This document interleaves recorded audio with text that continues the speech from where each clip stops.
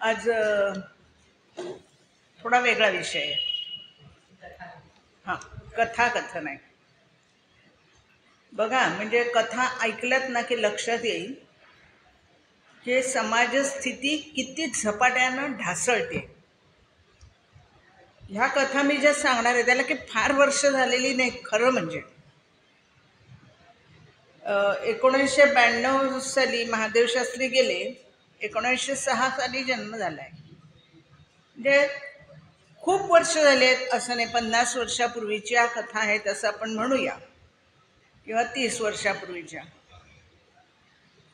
पण साहित्य, कथा हे आपल्याला माहिती आहे की ते समाजाचं थोडंसं चित्रण असतं.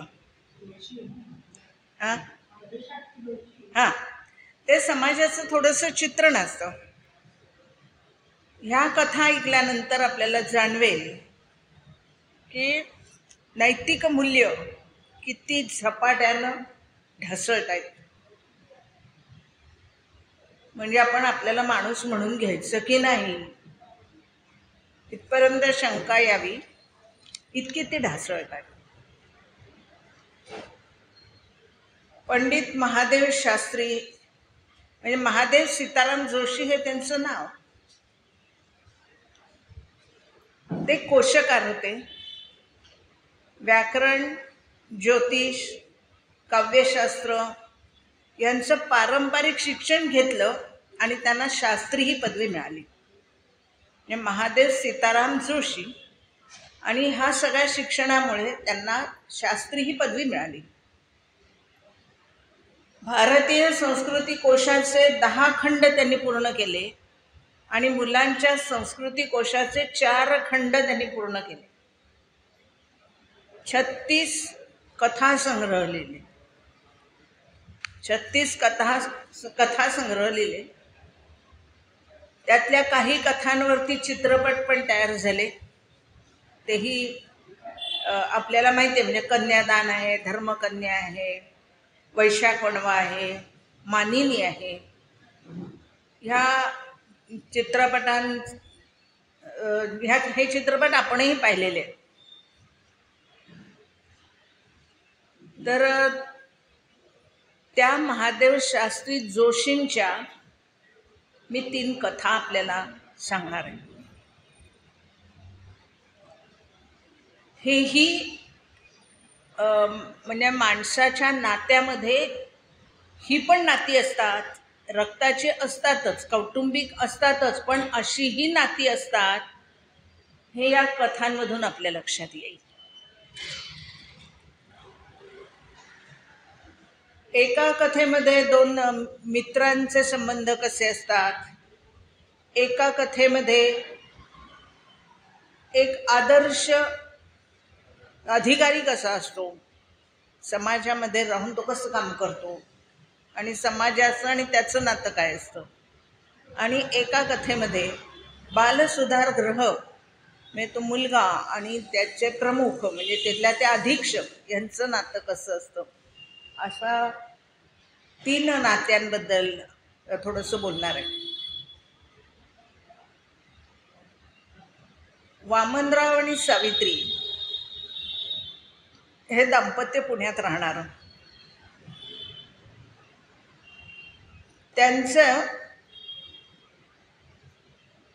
एक मित्र आहेत, स्नेही आहेत, ते गोव्यात राहत आहेत. दोघंही बेताच्या परिस्थिती, मध्यम वर्गीय असे ते दोघंही आहेत. पण नातं घट्ट आहे. गोव्याला नाना आहेत, ते हेडमास्तर आहेत एका शाळेचे, आणि वामनराव पुण्यामध्ये नोकरी करतायत. त्यांच्या 2 मुली. वामनरावनी नानांना कळवलं की तुमची ही मुलगी आता विवाह योग्य आहे, तर मी तिच्यासाठी स्थळं पाहतो. आणि स्थळं पाहायला सुरुवात झाली. परस्पर विश्वास आहे की नाना जे बघतील ते वामनराव बघतील ते योग्यच बघतील, हा नानांचा विश्वास आहे. आणि नानांची मुलगी म्हणजे आपलीच, त्यामुळे आपण तिच्यासाठी चांगलं पाहणारच आहोत, हा वामनरावांचा विश्वास. मग जायचं, जिथे स्थळ कळेल तिथे. ती परिस्थिती वगैरे बघितल्यानंतर मुलगी गोरी आहे का सावळी आहे, नाकी डोळी नीट असं आहे, हा बघा ना फोटो. मग समोरची व्यक्ती म्हणायची अहो फोटो फसवे असतात, मुलगी असती तर बरं झालं असतं, इथे प्रत्यक्ष पाहिली असती तर बरं झालं असतं. आता तर फारच फसवे असतात. म्हणजे फोटोग्राफी इतकी पुढे गेली आहे की प्रत्यक्ष व्यक्ती बघितल्यावर लक्षात येतं की हाच का तो फोटो. इतकी पुढे गेली आता फोटोग्राफी. पण त्या काळामध्ये आणि मग वामनरावांनी कळवलं की नाना ह्या सीझनला तरी तुम्ही तिलाच इथे पाठवून द्या ना. बघा मी अगदी लगेच मोहीम सुरू करतो आणि लग्न ठरवतोच तिचं. आणि सोबत पाहून नानांनी आपल्या मुलीला प्रतिभेला पाठवून दिली. ह्यांच्या 2 मुली तशी ती एक, म्हणजे काही जड नाही बा मला असं, ते आम्ही 2 घास खातो त्याच्यात ती खाईल असं सुरू झालं. स्थळं पाहायला सुरुवात झाली आणि एक स्थळ म्हणजे वामनरावांना असं वाटलं की बहुतेक प्रतिभाला पण हे पसंत असावं, कारण प्रतिभाचे डोळे विलक्षण बोलके होते. म्हणजे ते गमतीने म्हणायचे बाई तू माझ्याकडे बघू नको, तू ते मोठ्या मोठ्या डोळ्यानं बघायला लागलीस ना की भीती वाटते, अशी गंमत पण करायचे तिचे ते. आणि असे ते खेळीमेळीने राहणारं कुटुंब आहे. आणि एका ठिकाणी म्हणजे 2-3 ठिकाणी दाखवले, दोन्ही ठिकाणचा होकार आला, तिन्ही ठिकाणचा. पण त्यांच्या असं लक्षात आलं की 3रं ठिकाण जे आहे ना ते बहुतेक प्रतिभेला पसंत आहे, कारण तिचे डोळे बोलून गेलेले आहेत असं. म्हणजे मी कोणाशी लग्न ठरवलं तर ती करणार, हाही विश्वास आहे की मी ठरवलं की हे जास्ती चांगलं आहे, तो दिसायला बरा असेल पण हे जास्ती चांगलं आहे असं जर मी सांगितलं तर ती होयच म्हणेल, हेही खात्री आहे. किती परस्पर विश्वास आहे हे सांगण्यासाठी हे मुद्दाम सांगते, या कुटुंबाचा परस्पर विश्वास कसा आहे. आणि मग प्रभाकरचं स्थळ त्यांना पसंत पडलं. प्रभाकरचं स्मित आणि प्रतिभेचे डोळे ह्या 2 गोष्टी लक्षात येणाऱ्या होत्या. आणि वामनराव म्हणले की त्याच्या स्मिताने मला जिंकलं आणि तुझ्या डोळ्यांनी त्याला जिंकलं. आणि लगेच त्यांनी कळवून टाकलं नानांना की बहुतेक प्रतिभेलाही पसंत आहे, मला तर तो मुलगा योग्यच वाटतोय, सुसंस्कारी वाटतोय वगैरे सगळं आपण मध्यमवर्गीय जे कुटुंब म्हणजे वर्णन करतो उपवराचं किंवा उपवधूचं ते त्यांनी केलं. आणि मला असं वाटतं आपण पुढचं पाऊल टाकावं असं नानांना कळवल्यानंतर नाना म्हटले हरकत नाही. आणि पुढची बोलणी करण्यासाठी म्हणून सावित्री आणि वामनराव प्रभाकरकडे गेले. प्रभाकरकडे त्याचा मोठा भाऊ आहे आणि ते बोलायला म्हणजे आई वडील वगैरे नाही आले. त्यांनी सांगितलं की गोवा इतकं लांब आहे आणि एकूण सांपत्तिक स्थितीचा विचार करता थोड्या थोड्या कारणासाठी गोव्याहून पुण्याला येणं हे अवघड आहे. मला सगळे अधिकार त्यांनी दिलेले आहेत, बाकी सगळं तेच बघणार आहेत, कन्यादान तेच करणार आहेत, बघा चालणार असेल तर. आता त्यांचाही म्हणजे त्यावेळेची सामाजिक स्थिती बघा कशी आहे, शब्दावर विश्वास आहे, ते म्हणजे हरकत नाही. आणि मग असं ठरलं की 800 रुपये हुंडा द्यायचा आणि 200 रुपये याला द्यायचे वरदक्षिणा म्हणून. हुंडा द्यायचा 800 आणि 200 रुपये पोशाखाचे म्हणून द्यायचे, म्हणजे 1000 रुपये झाले. आता 1000 रुपये खर्च आहे आणि वरचा खर्च आणखीन. मग यांनी घरी आल्याबरोबर लगेच म्हटलं, पत्र लिहिलं नानांना, तेव्हा काही फोन वगैरे नव्हते, त्यामुळे पत्र लिहिलं आणि म्हणाले की 200-250 रुपये महिना मिळवणारा मुलगा आहे, त्यामुळे 800 तसे जास्ती नाही आहेत आणि पोशाखाचे 200 रुपये द्यायचे आहेत आणि एकूण लग्नाचा खर्च लक्षात घेता तुम्हाला 1500पर्यंत ते लग्न जाईल. तर मुलीचं भवितव्य किंवा मुलीचं सगळं लक्षात घेता तुम्ही पण हो म्हणावं. सध्या मी पोशाखाचे वगैरे देण्याचा प्रयत्न करतो, म्हणजे आधी देतो, जे आधी करायला हवं ते मी करीन, काही काळजी करू नका. आणि नानांचाही होकार आला, ह्यांनी पोशाखाचे म्हणून त्याला पैसे दिले. आणि दरम्यानच्या काळामध्ये 1-2दा प्रभाकर घरी आला. नाना वामनरावांच्या लक्षात आलं तो घरी काय येतोय, त्याचं काय आपल्याशी काम काही नाही, तो प्रतिभेसाठी येतोय हे त्यांच्या लक्षात आलेलं होतं. पण मग कधी वडिलांचं पूर्ण नाव काय, आता पत्रिका छापायच्या आहेत, मग म्हणून विचारायला आलो आहे, असं काही काही कारणं होती. आता बघा, ही बाई म्हणजे सावित्री ह्या मित्राच्या मुलीसाठी पदर खोचून उभी आहे. ती मग वाण सामान त्याची यादी तयार करायची. तर ते वामनराव म्हणतात आमच्यातच भांडणं सुरू झाली. भांडणं अशा अर्थाने व्यक्तिशः भांडणच नव्हे, पण भांडणं सुरू झाली. तिने 1500 साखर म्हटलं की मी म्हणायचं नाही 1200 पुरे झाले. एवढे 1500 काय करायचे, 1200 पुरे. खर्च बघ आपला अंदाजपत्रक लक्षात घे. ती म्हणली अहो लग्नाचं घर आहे, 4 माणसं आपल्या घरी येणार आहे, त्यांना काय चहा तुमचं अंदाजपत्रक कोळून घालायचं आहे का, साखर लागणारच आहे. तिने म्हटलंय की 1 तोळा केशर. लगेच मी म्हणायचं 1 तोळा कशाला हवाय, श्रीमंतांच्या घरी सुद्धा 5 तोळ्यात भागवतात आणि पिवळी हळदी खायचा रंग घालतात. ती म्हणली ते काय मला माहिती नाही, लग्न उत्तम झालं पाहिजे, खाणं वगैरे व्यवस्थित झालं पाहिजे, त्यामुळे. आणि अशी ही लुटुपुटूची भांडणं किंवा गोड असंच म्हणूया की ही वादावादी गोडच आहे. मित्राच्या मुलीसाठी हे चाललंय, हे सगळ्यात लक्षात ठेवायचं आहे. आपल्या स्वतःच्या मुलीसाठी नाही आहे हे, मित्राच्या मुलीसाठी. ते सावित्रीबाई पण इतक्या इन्व्हॉल्व झालेत. हां, आणि ते त्यांचं सगळं सुरू असताना नानांना कळवलं आणि नाना म्हणले की जरा तुम्हाला अवघड वाटेल, पण मनी ऑर्डर करणं जरा अवघड आहे, कारण गोव्यातलं वातावरण सध्याचं लक्षात घेता हे महादेव शास्त्री जोशीसुद्धा गोवा मुक्ती संग्रामामध्ये हिरिरीनं भाग घेणार होत्या, त्यांच्या पत्नी पण, सुधाताई पण. त्यामुळे त्यांनी त्याचं वर्णन बरंच काही केलेलं आहे की गोव्याच्या स्थिती काय होती. म्हणजे पोर्तुगीजांनी तिथे जसे ब्रिटिशांनी आपल्याकडे केलं तसंच पोर्तुगीज तिथे वागत होते, करत होते. आणि मुक्तीसंग्रामातल्या काही स्वयंसेवकांनी त्या पोर्तुगीजांच्या ऑफिसवरती तिरंगा फडकवला होता, त्यामुळे ते आणखीन चिडलेले होते.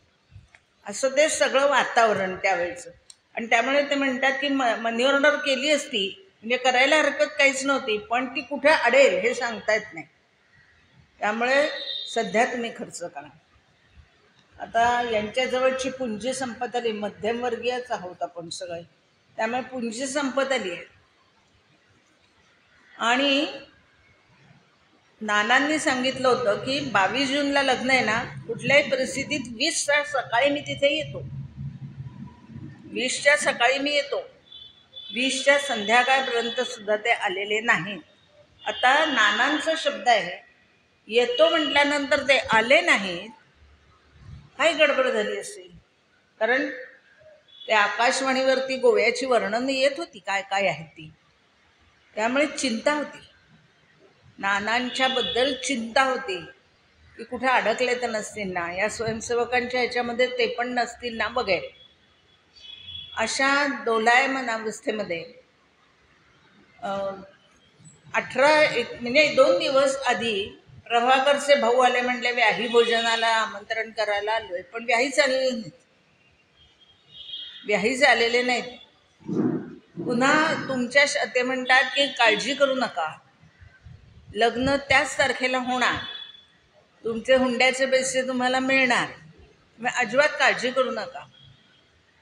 ते म्हणतात काळजी ती नाही आहे, आम्ही सुद्धा आता 2 पावलं पुढे गेलो आहे, पत्रिका सगळीकडे पोचल्या आहेत, घर आमचं पण पाहुण्यांनी भरायला लागलं आहे, मणिमंगळसूत्र पण तयार झालं आहे. किती महत्त्व होतं त्या गोष्टीला हे सांगण्यासाठी मुद्दाम सांगते की मणिमंगळसूत्रसुद्धा आता तयार झालं आहे, त्यामुळे कुठल्याही परिस्थितीत विवाह व्हायलाच पाहिजे. पण मुलीचे वडील आले नाहीत, आई वडील, हे कुठेतरी खटत आहे. पण बातम्या आम्ही पण ऐकतोय, सध्या बातम्या कोव्याच्या आम्ही पण ऐकतोय. आणि मग आता काय करायचं, नाना आजही आलेले नाहीत. हुंड्याची रक्कम उद्यापर्यंत तरी पोचवायला हवी. कार्यालयात गेले. आता नवरा मुलगा जरा तयार होत होता लग्नाच्या हिशोबाने, तर म्हणाले की मी पाकिट घेऊन, म्हणजे मी माझी पिशवी घेऊन तिथे गेलो. त्यांच्या भावापुढे पैसे ठेवले, नारळ ठेवला. मोठ्या भावापुढे पैसे, आणि ते म्हणले हे काय? म्हणले हुंड्याचे पैसे, मोजून घ्या. कारण मी तुम्हाला वचन दिलं होतं की हुंड्याचे पैसे तुम्हाला वेळेत मिळणार, आणि त्याप्रमाणे मी हे आणलेले आहेत नारळने. भाऊ म्हणाले की तुमच्याच जवळ ठेवा. शंका आली, असं काय झालं असेल एकदम. आणि प्रभाकर हसत हसत बाहेर आला. तर असं म्हणला, काकूंना बोलवा, म्हणजे सावित्रीला. ती स्वयंपाकघरात होती, आचार्याला काही सूचना देत होती. यांनी बोलवलं. असं म्हणाला प्रभाकर, हुंड्याचे पैसे तुम्ही कसे आणलेत मला माहिती आहे.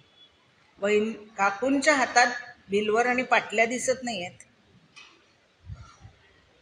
त्यांना ओकबोक करून हे लग्न नाही होणार.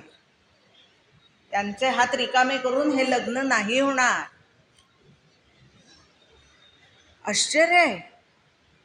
म्हणजे नवऱ्या मुलांनी किंवा आपल्या व्याह्यांनी हे म्हणावं ह्याचं त्यांना आश्चर्य वाटतं. म्हणून मी असं म्हटलं की सामाजिक परिस्थिती काही फार वर्ष झालेली नाही, 35-40 वर्षापूर्वीचीच घटना आहे.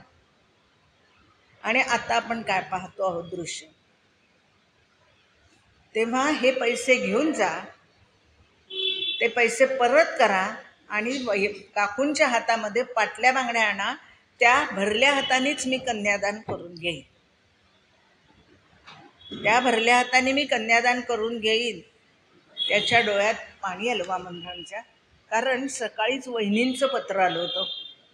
नानांच्या बायकोनी पत्रानं कळवलं होतं की झालंय असं की तिरंगा फडकवला पोर्तुगीजांच्या इमारतीवरती, त्या ऑफिसवरती. त्यामुळे ते चिडले होते, आणि नानांच्या शाळेमध्ये पण तो फडकवला गेला. नानांची व्यथा अशी आहे, ते असं म्हणतात, ज्या मुलांना मी देशप्रेम शिकवलं, ज्या मुलांना मी पोर्तुगीजांच्या विरोधात आपण लढलं पाहिजे असं शिकवलं, त्या मुलांना मी आता कोणत्या तोंडाने सांगू की तुम्ही हे करू नका. त्यामुळे त्यांनी तिरंगा लावला हे मला माहिती आहे. आणि त्या पोर्तुगीज सैनिक आले, शिपाई, आणि त्यांनी मुलांना मारहाण करायला सुरुवात केल्यावर नाना पुढे आले आणि म्हणाले, खबरदार मुलांना हात लावाल तर जे काय करायचं असेल ते माझं करा. आणि नानांना त्यांनी अटक केली आहे, अज्ञात स्थळी नेलेलं आहे. ते कुठे आहेत मला माहिती नाही. मुलीचं लग्न आहे, मी आत्ता काहीच करू शकत नाही. तरीही त्याही वेळेला धीर धरून त्या बाईंनी हे पत्र लिहिलं आहे की मुलीचं लग्न आहे, ते कुठे आहेत हे माहिती नाही आहे, आणि ते सुद्धा प्रामाणिकपणे सगळं सांगून टाकलेलं आहे. आता ते ऐकल्यानंतर मुलाकडची ही ती मंडळी तेही भारावणारच की हो. काय कुठलं प्रकारची माणसं आहेत ही, आपल्या समोर उभी असलेली माणसं कुठल्या उंचीची आहेत, आणि आपण हुंड्यासाठी कसं काय अडवणार आहोत त्यांना. आणि प्रभाकरांनी सांगितलं की तुम्ही ताबडतोब जा, त्यांचे हात भरून आणा, त्यांच्या हातामध्ये ते दागिने घाला, आणि लगेच आपण तदेव लग्न लावून टाकूया. अशी ही कन्यादान कथा खूप वेगळी आहे, आपल्याला खूप काही शिकवणारी आहे. आता कोणाचा विश्वास बसणार नाही की मैत्री असू शकते का, अशी असते. कृष्ण आणि सुदामाचे होतीच की नाही. असो, मैत्री अशीच असायला पाहिजे हा संस्कार देणारी ही कथा आहे. दुसरी कथा आहे जिचं नाव आहे सत्कार. त्या कथेचं नाव आहे सत्कार. आवाज नाही येते. हां, दुसऱ्या कथेचं नाव आहे सत्कार. एक लहान गाव आहे, म्हणजे तालुका. लहान गाव म्हणजे तालुक्याचं ठिकाण आहे. आणि तिथे भाऊसाहेब गोखले हे पोस्टमास्तर आहेत. भाऊसाहेब गोखले हे तिथले पोस्टमास्तर आहेत. आज गायधनी शाळेमध्ये गडबड आहे. टेबल मांडलेलं आहे, त्याच्यावर स्वच्छ चादर घातलेली आहे, पेपरवेट आहे काचेचा, त्याच्या खाली कार्यक्रम पत्रिका आहे आणि मागच्या बाजूला लाल कापड लावलेलं आणि पेळूनी स्वच्छ पांढऱ्या पेळूच्या मदतीनं अक्षरं कोरलेली आहेत. भाऊसाहेब गोखले दीर्घायू होवो असा मागे बोर्ड लागलेला आहे. म्हणजे पेळूनी त्यावेळेला कसं नक्षीकाम केलं जायचं किंवा कशी अक्षरं त्याचा वापर केला जायचा. स्वच्छ आहे पेळू, म्हणजे पेळू सगळे स्वच्छ पांढरे आहेत, निर्मल आहेत आणि त्यामुळे तो पेळू आहे. त्याच्यात कुठेही घाण नाही, कचरा नाही. हां, पेळू आपल्याला माहिती आहे आपण कसे तयार करतो, म्हणजे आपण पण केलेले आहेत पेळू. सरकी काढून टाकायची, मग ते पेळू ते गोल याच्यावरती गुंडाळून आपण पण केलेले आहेत. त्यामुळे पेळू हा प्रकार आपल्याला छान माहिती आहे. आणि संध्याकाळी 5:30 सत्काराची वेळ ठरलेली आहे. 5 वाजलेले आहेत. लोक जमायला लागलेले आहेत. सत्कारातला एकसुद्धा शब्द आपल्यात चुकता कामा नये, एकही त्याच्यातली घटना आपल्यात नजरेआड होता कामा नये. इतकी लोकांना त्या सत्काराबद्दल आपुलकी आहे. उत्स्फूर्त सत्कार आहे. लोकांच्या प्रेमामुळे तयार झालेला तो सत्कार समारंभ आहे. आणि 5:30 वाजता कार्यक्रमाचे अध्यक्ष आणि भाऊसाहेब गाडीतून आले. भाऊसाहेबांचा पोशाख तोच, जाडं भरडं धोतर, दुटांगी कोट तसाच, डोक्यावरती तो एक जरीचा लाल रुमाल, तो कसा तरी गुंडाळलेला, जसं पोस्टात होते किंवा नेहमी वावरायचे तसेच सत्काराला आलेले आहेत. त्यांच्यात काहीही बदल झालेला नाही. आपला सत्कार आहे म्हणून आपलं काहीतरी वेगळेपण असं कुठेही नाही आणि ते तसेच आलेले आहेत तिथे. आता सत्कार समारंभ सुरू आहे. लोकांनी टाळ्यांचा कडकडाट केला आहे. ते स्टेजवरती आल्याबरोबर अध्यक्ष बोलायला उभे राहिलेले आहेत, म्हणजे कार्यक्रमाचे जे अध्यक्ष आहेत ते. आणि त्यांनी त्या कार्यकारिणीच्या अध्यक्षांना सांगितलं की आता आपण बोलायला सुरुवात करा. आणि त्यांनी बोलायला सुरुवात केली.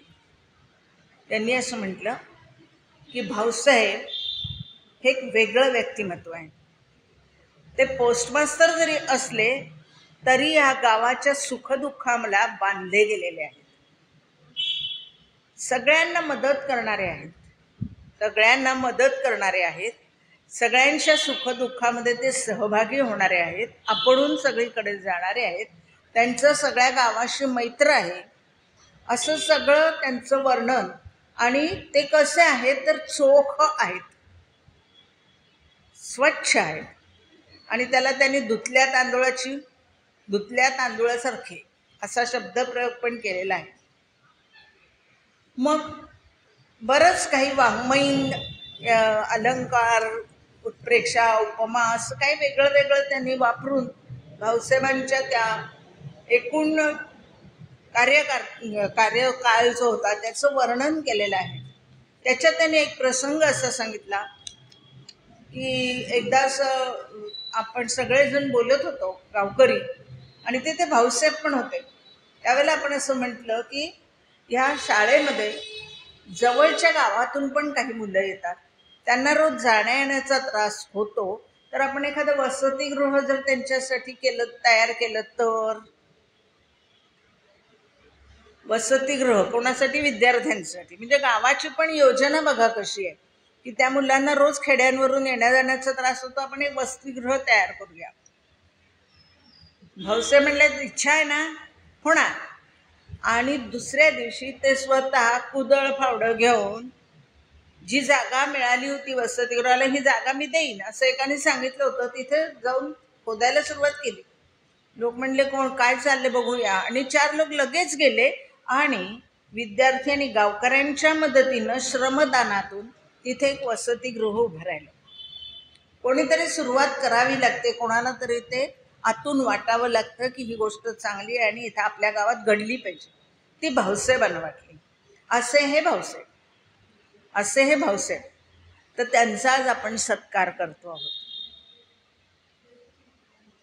आता भाऊसाहेब बोलायला उभे राहिले. सगळ्यांची कौतुकाची भाषणं झाली, सगळं झालं, आणि ते स्वतः बोलायला उभे राहिले आणि ते म्हणाले, मला माहिती नाही की मी सत्कारायोग्य आहे का.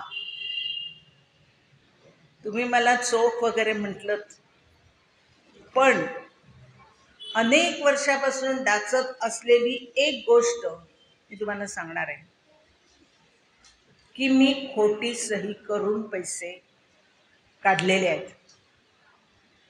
आता खोटी सही करणं म्हणजे खडी फोडायला जाणं आहे. म्हणजे खडी फोडायला जाणं हे मला माहिती आहे, पण मी पुन्हा असा विचार करतो आहे की ज्यासाठी मी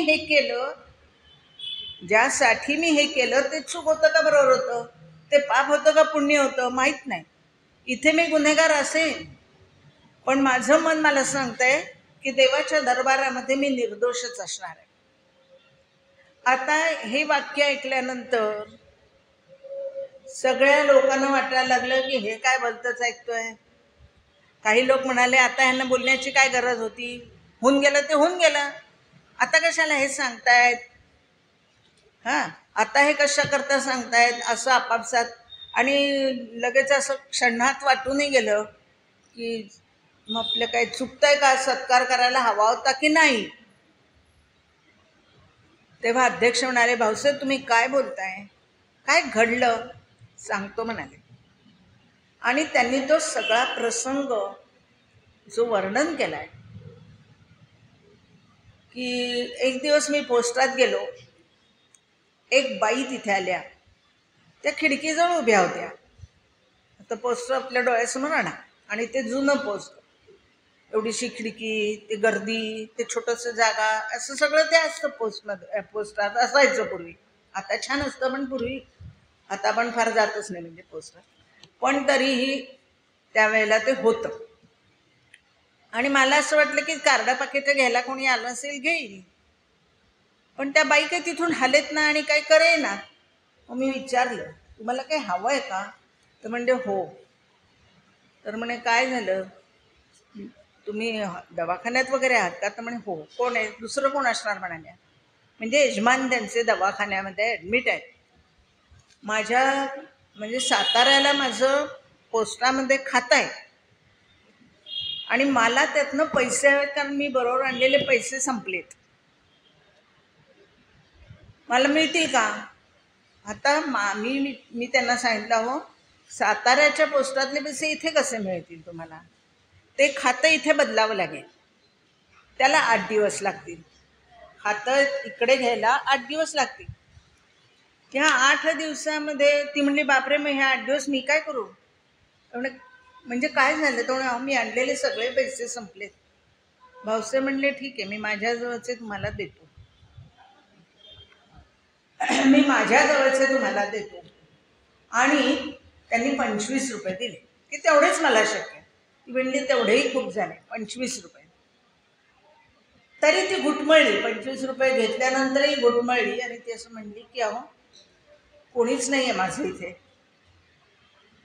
एखाद्या माणसाच्या चेहऱ्याकडे बघून विश्वास वाटतो, तसं भाऊसाहेबांकडे पाहून तिला वाटलं असेल. आणि ती म्हणाली की तुम्ही याल का हो दवाखान्यात एकदा, कोणीच नाही आहे, मी एकटीच आहे. ते नर्सेस डॉक्टर वगैरे येतात, तपासतात, आणि काय बोलतात मला काहीच कळत नाही. त्यांचे चेहरे अगदी मख्ख असतात, त्यांच्या चेहऱ्यावरूनही काही कळत नाही की नेमकं काय झालंय, गंभीर काय झालं, काहीही कळत नाही. तुम्ही एकदा याल का. पोस्टमास्तर म्हणले, माझं काम संपलं की येईल संध्याकाळी. तर म्हणाली की हो 3 नंबरच्या वॉर्डमध्ये उजव्या हाताला खाट आहे, असं त्यांनी वर्णन केलं. आता ते तिथे गेले. पोर्तुगीजांनी ख्रिश्चनांनी काढलेलं, ते पोर्तुगीज नव्हे, मिशनरींचं ते हॉस्पिटल आहे. त्यांचा देव सगळ्यांना बरं करणार आहे वगैरे असं सांगितलेलं वगैरे, असं सगळं ते आहे. बाकीचं वर्णन नको करूया, आपल्याला माहिती आहे ते काय आहे ते. आणि ते मोठं हॉस्पिटल आहे, अनेक प्रकारचे रुग्ण तिथे आहेत. म्हणजे वर्णन त्यांनी असं केलं की एवढं मोठं हॉस्पिटल आहे की सगळं पाहायचं ठरवलं तर तासभर जाईल. इतकी मजली आणि इतकं मोठं हॉस्पिटल आहे, सर्व प्रकारचे रोगी तिथे आहेत आणि तिथे ते डॉक्टर आहेत मिशनरी आणि ते करतात मदत असं. आता संध्याकाळी भाऊसाहेब तिथे गेले. तिथे गेल्यानंतर त्यांनी पाहिलं की ते पेशंट तिथं होते, त्या बाईचे यजमान. त्यांचं फक्त पोट मोठं दिसत होतं, बाकी हातापायच्या काड्या होत्या. आणि तरीही त्यांनी हात जोडले आणि नमस्कार म्हणाले, तुम्ही बरं झालं आलात असं. त्यांना त्या बाईंच्या शब्दात उदराचं दुखणं झालेलं आहे, म्हणजे जलोदर ज्याला आपण म्हणतो, उदराचं दुखणं झालं आहे असं त्यांनी वर्णन केलं. आणि मग नंतर म्हणाली की 2 दिवसांनी ती पुन्हा आली आणि म्हणली की अहो याल का पुन्हा. त्यामुळे काय झालं, आता बरं वाटतंय का. त्यामुळे हो पाणी काढलंय, रक्त दिलंय, पण हे खूप थकत चालले. आणि त्यांनी एकच दोषा लावलाय, मला घरी घेऊन चल, मला इथे राहायचं नाही, मरायचंच आहे ते मला माझ्या घरी मरू दे असं ते सारखे म्हणतायत. आणि मी माझ्या भावाला बोलवलंय, तिचा चुलत भाऊ तिच्या मदतीला आलेला आहे. आता ते पुन्हा दवाखान्यात गेले, त्यांना कळलं होतं काय होणार आहे ते.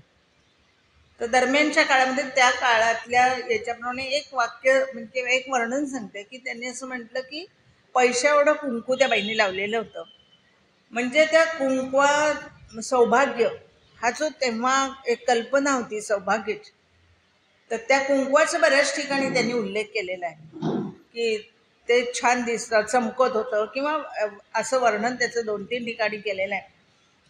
आणि आता ती म्हणली की ते सारखा ध्यास घेतलेला, आता काय करायचं, बरे होतील ना हो हे, असं तिने विचारलं. भाऊसाहेब म्हटलं तर काय सांगू हिला, मी फक्त एवढंच म्हटलं की तू महाराजांची पोथी वगैरे वाचतेस ना, तुला माहिती आहे ना की शुष्क काष्ठाला सुद्धा पालवी फुटलेली आहे महाराजांच्या कृपेने. आता मला हे कळत होतं की हे मी कोरडेपणाने बोलतोय, काय घडणार आहे हे दिसत होतं, पण त्या बाईंना धीर देण्याची खूप गरज होती, त्यांचं कोणीच तिथे नव्हतं. आणि म्हणून मी तिला असं सांगितलं की तुला माहिती आहे ना महाराजांची पोथी वाचतेस, त्यामुळे शुष्क काष्ठाला सुद्धा पालवी फुटले, होतील ते बरे, चालू आहे तुमच्या. आणि दुसऱ्या दिवशी सकाळी तो भाऊ धावत आला. क्षणात माझ्या लक्षात आलं की काय घडलं असेल, क्षणात माझ्या लक्षात आलं की काय घडलं असेल. ते गेलेले होते, मी तिथे गेलो आणि बघितलं. आता ते कुंकू विस्कटलेलं होतं, त्याचे फराटे आजूबाजूला ओढले गेलेले होते. त्या बाई खूप रडत होत्या, आजूबाजूला लोक होते, सगळे आपापल्या कामामध्ये, कोणी झाडतंय, कोणी काय करते, सगळे आपापल्या कामात होते. नाही म्हणाला. शेजारचे 2 रुग्ण त्यांनी आपल्या रुग्णाला जरा थोपवून त्या ह्या बाईपर्यंत आले. म्हणले बाई एक कब्बर चहा तरी घे ग, आणि 2 मिनटं त्या तिच्याशी बसल्या. म्हणजे त्याही वेळेला रुग्णांचे नातेवाईक मदतीला आलेले आहेत, हे चित्र त्यांनी त्याच्यामध्ये वर्णन केलं आहे. या सगळ्या बारकावे सांगण्याचं कारणच असं आहे की ती कथा वाचताना ह्याही गोष्टी आपल्या लक्षात याव्यात की समाजस्थिती काय होती. इतकं सगळे असे आपल्याला काय करायचं आहे अशी स्थिती नव्हती, त्यांचं ते बघून घेतील असं नव्हतं. ते रुग्णाचे नातेवाईक सुद्धा त्या बाईंच्या मदतीला त्यावेळेला आलेले होते. आता मी पैसे तर काढावे लागणार होते, कारण त्याशिवाय पुढचं काहीच होणार नाही. तिथल्या मुख्य डॉक्टर आहे त्यांच्यापर्यंत मी जाण्याचा प्रयत्न केला, असं भाऊसाहेब वर्णन करतायत की मी त्यांच्यापर्यंत जाण्याचा प्रयत्न केला. त्यांना म्हटलं की हो ते बाई एकटे आहेत, त्यांच्या खात्यामध्ये एवढे पैसे आहेत, मी ते तुम्हाला संध्याकाळपर्यंत देतो, पण पोस्ट उघडायला अजून 2 तास अवकाश आहे आणि पोस्ट ऑफिस उघडल्याशिवाय काहीच करता येणार नाही, म्हणजे नियमाच्या विरुद्ध जाऊन मी काही करणार नाही असं पण ते आहे. आणि त्यामुळे 2 तासांनी मी पैसे भरतो. त्यांनी सांगितलं नियम म्हणजे नियम, पैसे भरल्याशिवाय प्रेत ताब्यात मिळणार नाही, पैसे भरल्याशिवाय प्रेत ताब्यात मिळणार नाही. मी मग भावाला त्या सांगितलं की सही घे, त्यांची सही सीता, तिने पहिल्यांदा 2 वेळा सही केली आहे, सौ सीता रघुनाथ माइंडकर, 2 वेळा त्यांनी सह्या घेतलेल्या आहेत त्याच्यावर. एकदा खातं बदलताना घेतलं आणि एकदा पैसे काढले तेव्हा घेतलेले आहेत. तरी म्हणजे 100 रुपये काढूनही त्याही वेळेला 100 रुपये जेव्हा त्यांनी दुसऱ्या वेळेला काढले, जेव्हा पाणी काढायचं होतं त्यावेळेला भाऊसाहेबांचे 25 रुपये परत केले आणि 75 रुपये घेऊन गेल्या त्या बाई. ते 25 रुपये परत केले आणि 75 रुपये घेऊन गेलेल्या त्या बाई. आता त्यांनी भावाला सांगितलं की ह्या फॉर्मवर सही घे, विड्रॉल स्लिपवर सही घे. त्यांनी सही केली. सीता रघुनाथ माइंडकर. मी सांगितलं की ही सही अपूर्ण आहे, पोस्टात तशीच्याच तशी सही लागते, वेगळी सही चालतच नाही. तर तो म्हणाला, ताई अगं पहिली होती तशी सही करणार. आता सौ शब्द तो पण उच्चारत नाहीये. जशी पहिली होती तशी सही कर. आणि तिने कागदापर्यंत नेला. शेजारी बघितलं तर अचेतन देह पाहिल्यावर तिने लगेच जाणवलं की मी आता सौ कसं लिहू. काय लक्षात घ्या, मी सौ कसं लिहू. ती सही करून द्यायला तयार नाही. सही केल्याशिवाय पैसे मिळणार नाहीत. तर ते भाऊसाहेब म्हणाले, मी तो विड्रॉल फॉर्म माझ्या खिशात घातला, ऑफिसमध्ये आलो, त्या रंगाची शाई मिळवली, तिचं सीतामधल्या सचं वळण 5-6 वेळा गिरवलं आणि सौ असं मी मागे लिहिलं. मी खोटी सही केली, ती ही सही. ती सौ अक्षरं मी मागे गिरवली आणि सगळे पैसे काढले, जेवढे तिच्या खात्यात होते तेवढे. तो सौचा प्रॉब्लेमच मी मिटवून टाकला की ती पुन्हा तसंच करणार आहे, ती सही करणार नाही, सौ लिहिणारच नाही आता कधी. त्यामुळे मी तो प्रॉब्लेमच संपवून टाकला आणि ती सही करून सगळेच्या सगळे पैसे काढले आणि ते प्रेत ताब्यात घेतलं. तिच्या भावाच्या मदतीने त्या प्रेतात म्हणजे त्यांचे अंत्यसंस्कार केले आणि तिला गाडीत बसवून दिली. ते सगळे उरलेले पैसे मी तिच्या स्वाधीन केले, तिला गाडीत बसवून दिली. आणि तेव्हापासून मला ते दाचतं आहे की मी खोटी सही केली, मी पैसे काढले, पैसे स्वतः घेतलेले नाही. तर मी पाप केलं का पुण्य मला माहिती नाही. आणि त्यामुळे सत्काराला मी पात्र आहे की नाही हे मला कळत नाही. आणि ते सगळं ऐकल्यानंतर सगळ्या सभेनं पुन्हा एकदा हाताला जो व्यायाम दिला, म्हणजे पुन्हा टाळ्यांचा कडकडाट केला की भाऊसाहेब तुम्ही काहीही चुकला नाही. तुमचा सत्कार म्हणजे योग्य व्यक्तीचाच, तुमचा सत्कार म्हणजे योग्य व्यक्तीचाच सत्कार झालेला आहे. त्यामुळे तुम्ही अजिबात असं स्वतःला गुन्हेगार समजू नका. तुम्ही योग्य तेच केलंय आणि योग्य त्या परिस्थितीत केलंय. त्याच्यात तुमचा कुठेही स्वार्थ नाही, त्यात तुम्ही कुठलाही एकही पैसा घेतलेला नाही. त्यामुळे तुम्ही निर्दोष आहात आणि म्हणून तुम्ही दीर्घायू व्हावं हा जे आम्ही लिहिलंय ते बरोबर आहे. आमच्या शुभेच्छा नेहमीच तुमच्या पाठीशी असणार आहेत आणि ते तुमचंही प्रेम आम्हाला असंच हवं आहे. आणि असा हा जगावेगळा सत्कार कोणी कोणावर लादलेला नाही. निवृत्त झाले म्हणून सत्कार नाही, त्यांच्या सद्गुणांचा तो सत्कार आहे. आणि त्यामुळे महादेव शास्त्रींची ही कथा मानवी मूल्य जोपासणारी, मानवी मूल्यांची उंची दाखवणारी अशी ही कथा, ही दुसरी कथा मी आपल्याला सांगितली. विलक्षण आहे की अशी माणसं आपल्या अवतीभोवती आहे आणि म्हणून आपला समाज आत्ता आहे तेवढा तरी आहे, तेवढा तरी टिकून आहे. आणि शेवटी पुन्हा आहेच ना महादेव शास्त्री किंवा यगो जोशी किंवा ह्या सगळ्यांनी ज्या काही संस्कार कथा लिहिल्या आहेत, म्हणजे आपण भाग्यवान आहोत की आपण सगळ्यांनी ह्या कथा वाचलेल्या, ह्यांची पुस्तकं आपण वाचलेली की ज्याला संस्कार कथाच म्हणावं अशी पुस्तकं आपण सगळ्यांनी वाचलेली आहेत. आणि त्यामुळे आपण खरंच भाग्यवान आहोत की एक चांगलं साहित्य आपल्या नजरेत घालून गेलं, आपल्या विचारांमध्ये आहे. त्यामुळे कदाचित असेल आपल्या वर्तनातही असेल, कुठेतरी आपल्याला आठवेल की त्यांना हे केलं होतं, त्यांनी हे केलं होतं, मला खूप नाही करता येईल पण थोडंसं तरी करता येईल. हाच संस्कार आपल्या मनावर नकळत होत जातो. म्हणून संस्कार कथा वाचायच्या की हा संस्कार एकमेकांच्या उपयोगी पडणं किंवा निस्वार्थीपणे जगणं हे सगळं कुठेतरी आठवत जातं. तिसरी कथा अगदीच वेगळी आहे, नातं सांगणारीच आहे, मानवतेची भलावण करणारीच आहे, पण वेगळी. मी ऑफिसमध्ये बसले होते आणि 2 पोलीस एका मुलाला घेऊन आले. 2 पोलीस एका मुलाला घेऊन आले. त्याच्या चेहऱ्यावर बेरकी भाव होता. पोलिसांनी सांगितलं की हा सगळ्यांसमोर हात पसरत होता, अंगचटीला जात होता आणि चोरी करण्याचा प्रयत्न करत होता, म्हणून पकडलाय, तो तुमच्याकडे आणलेला. बालसुधार गृहामध्ये तो मुलगा आलेला आहे. आता मी अनेक वर्ष तिथे नोकरी करते आहे आणि त्यामुळे अनुभवाने मला माहिती आहे की ह्या मुलांची माहिती कशी मिळवायची.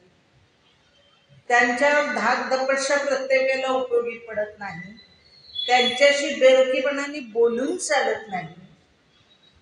त्यांना काही वेळेला अंजारावं गुंजारावं लागतं, काही वेळेला प्रेमाने बोलावं लागतं, कारण त्यांची माहिती मिळाल्याशिवाय, म्हणजे माझं हे कामच आहे, मी सरकारी नोकर आहे आणि मला त्यामुळे ती माहिती मिळवणं हे महत्त्वाचं असतं की तो मुलगा कुठून आला आहे, आई वडील आहेत का नाही आहे, ही सगळी त्याची पार्श्वभूमी कळणं गरजेचं असतं.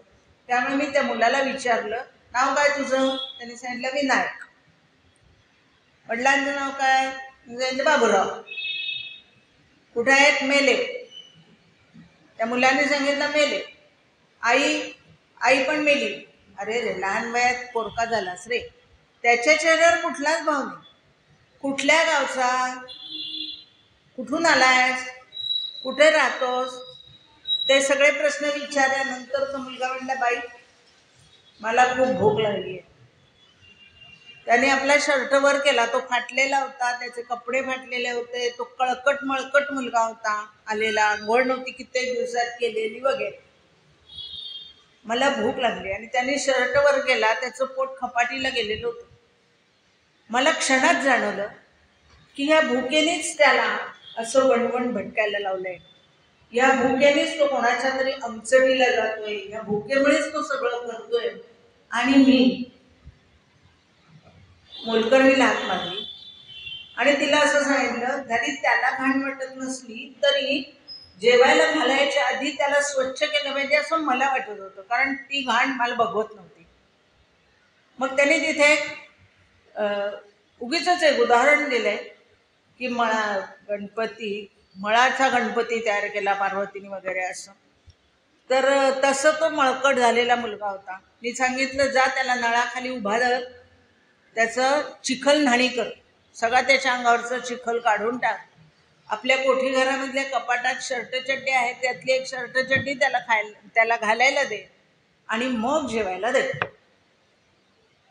आता जेवणाच्या नादानी असेल कदाचित त्या मुलाने ते सगळं करून घेतलं, आंघोळ विंघोळ करून घेतली, कपडे घातले, जेवला आणि तो झोपला. झोपून उठल्यावर तो आला, त्यावेळेला तो बराच टवटवीत दिसत होता. मग मी त्याला विचारलं की तुझे वडील काय करत होते? आता ह्या वडील म्हणतात, तो म्हणतो माझा बाप ड्रायव्हर होता. कुठे होता? कुठे म्हणजे काय? साहेबाकडे होता. असा काही गाडी चालवायचा असो की मिलिटरीच्या गाड्यांच्या पुढे माझ्या बापाची गाडी जायची, असं त्यांनी वर्णन केलं. कुठे आहे माहीत नाही, कुठे मेला माहीत नाही, बाप कुठे मेला माहिती नाही त्याला. आई मेली हो मला माहिती आहे, कारण ती दवाखान्यात मेली, तिच्या नाकामध्ये 2 रबरी नळ्या घातल्या होत्या आणि ती अगदी पांढरी फटत झाली होती आणि ती मेली आणि त्या दुःखामुळे बाप तिला घेऊन तिकडे गेला आणि माझ्याकडे त्याचं दुर्लक्ष झालं. एक दाढीवाला आला आणि तो म्हणाला की चल मी तुला तुझ्या वडिलांकडे पोचवतो. आणि त्यांनी मला वडिलांकडे पोचवलं नाही, त्यांनी माझा उपयोग करून घेतला मला अर्धपोटी ठेवायचं आणि लोकांना सांगायचं की ह्या अनाथ मुलाला मी सांभाळतोय, मला पैसे द्या, मला खायला द्या. आणि अशा पद्धतीने त्यांनी माझा उपयोग करून घेऊन स्वतःचं पोट भरायला सुरुवात केली. मला अर्धपोटीच ठेवत होता. मी तिथून पळालो आणि मग मग मात्र पोटासाठी मी वाटेल ते करायला लागलो. किती वर्ष झाली, केव्हा किती कुठे राहतोस तर म्हणला ह्या उत्तराला काही संबंधच नव्हता. काळच त्याला माहिती नव्हता बहुतेक. किती दिवस गेले. सकाळी उठायचं, चोऱ्या माऱ्या करायच्या, कसं बसं खायचं, रात्री जागा मिळेल तिथे मुटकुळ आपल्या देहाचं टाकून द्यायचं. असा जगणारा तो मुलगा आहे. त्याला वेळापत्रक असण्याचं काही कारण नाही, पोटभर मिळण्याचं काही कारण नाही, संस्कार नाहीच, म्हणजे असण्याचं काही कारण नाही. आणि ते सगळं ऐकल्यानंतर मला खूप वाईट वाटलं.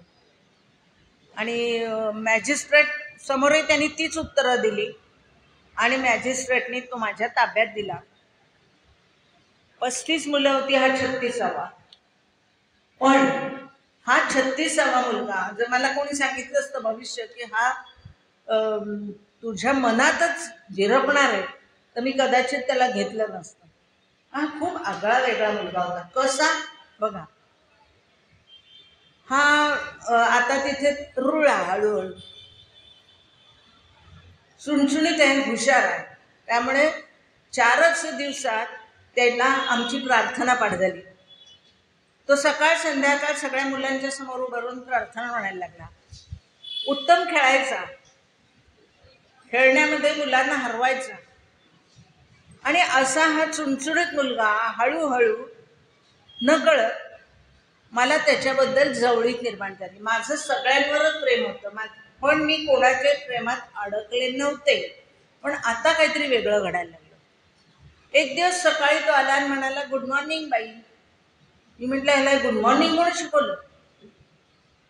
गुड मॉर्निंग बाई असं तो म्हणतोय. बाकी कोणतीच मुलं मला आतापर्यंत म्हणाली नव्हती. म्हणजे एक एक कारण असं घडत गेलं की तो मुलगा वेगळेपणाने माझ्या लक्षात राहायला लागला. एकदा बागेतली पपई, म्हणजे उद्या काढूया, पिकली की सगळ्यांना द्यायची असं ठरवलं होतं मी. पण रात्रीच कोणीतरी ती पपई चोरली, खाल्ली. आणि दुसऱ्या दिवशी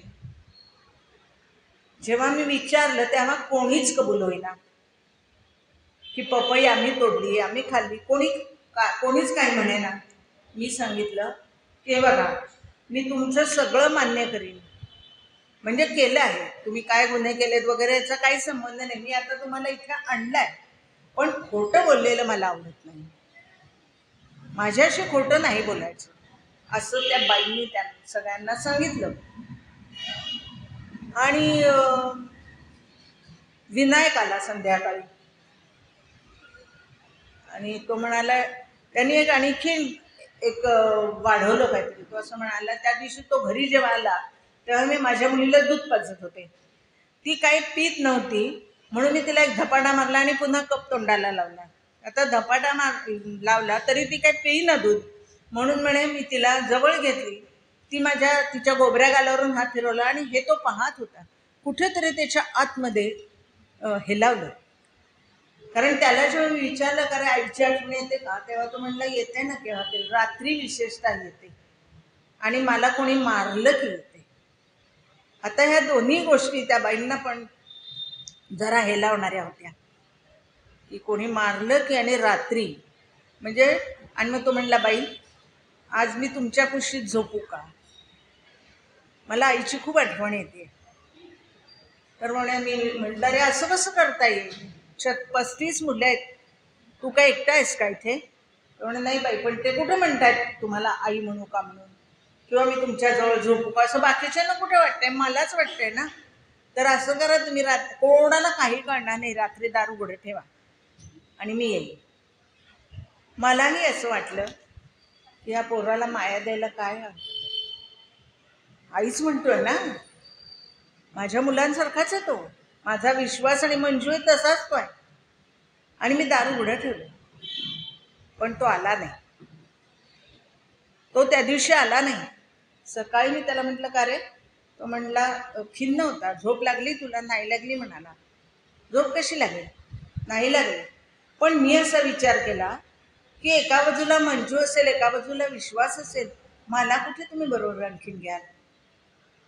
एवढा लहान मुलगा तो विचार असा करतोय की यांची 2 मुलं, त्याच्यात मी तिसरा कुठे आणखीन जाणार. आणि म्हणून मी आलो नाही. पण बाई 14 तारखेला माझा वाढदिवस आहे, कराल साजरा? आता वाढदिवस याचा मी कसा करणार? पण माझे यजमान हे ऐकत होते. ते म्हणले कर, हो म्हण त्याला, रात्री त्याला येऊ दे, त्याचा वाढदिवस साजरा करू.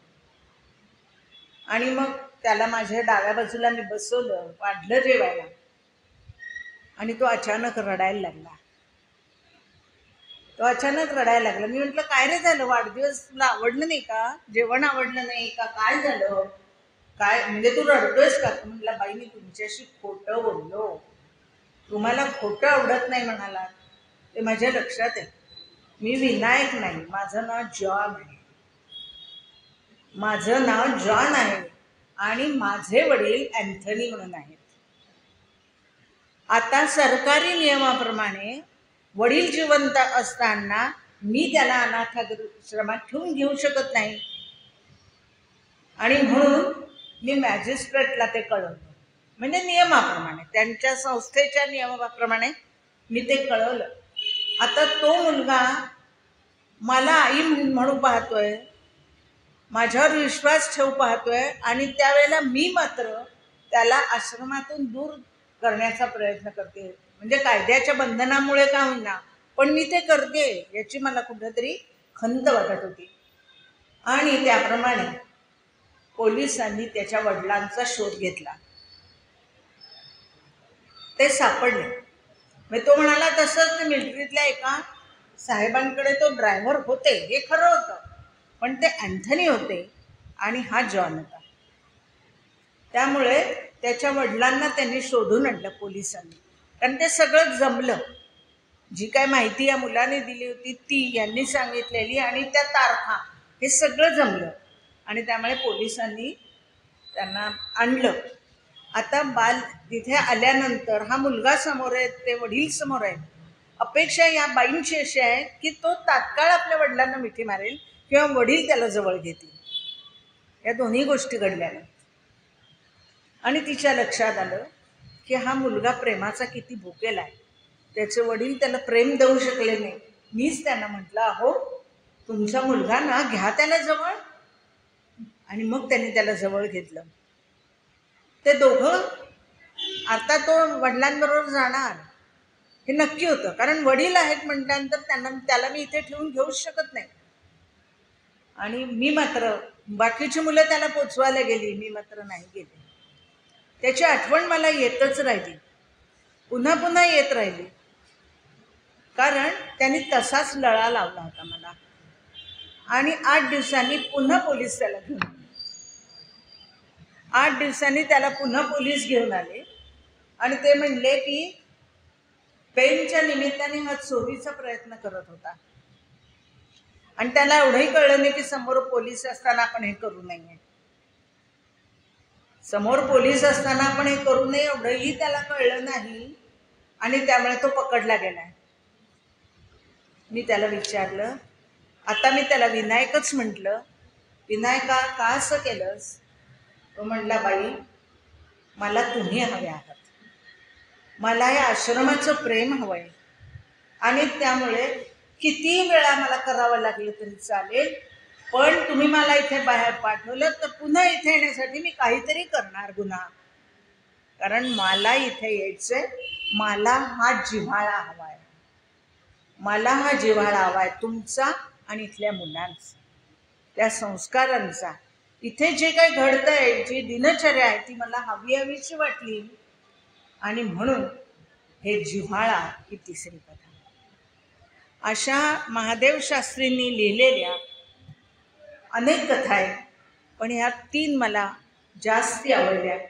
3 नाती वेगवेगळ्या स्तरातली आहेत, वेगवेगळ्या पद्धतीची आहेत, आणि ती नाती आपल्यापर्यंत पोचवावी असं मला वाटलं, आणि म्हणून मी ह्या 3 कथा आपल्याला सांगितल्या.